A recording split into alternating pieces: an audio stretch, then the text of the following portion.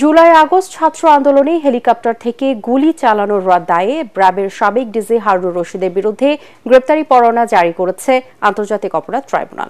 প্রসিকিউশনের করা আবেদনের প্রেক্ষিতে বিচারপতি গোলাম মর্তুজা মজুমদারের নেতৃত্বাধীন আন্তর্জাতিক অপরাধ ট্রাইব্যুনাল এই আদেশ দেন।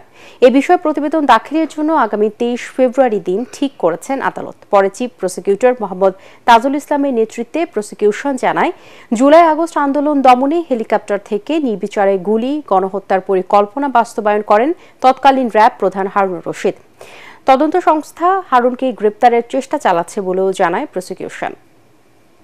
তিনি র্যাপিড অ্যাকশন ব্যাটালিয়নের প্রধান হিসাবে এই ছাত্র জনতাকে গুলি করে হত্যা করা, তাদের নির্যাতন করা এবং তাদের উপরে হেলিকপ্টার ব্যবহার করে এই ছাত্র জনতাকে নির্মূল করার জন্য যে পরিকল্পনা এবং পরিকল্পনা বাস্তবায়ন, সেটা তিনি করেছিলেন হারুনুর রশিদ তার অধীনস্থ অফিসারদেরকে ব্যবহার করে।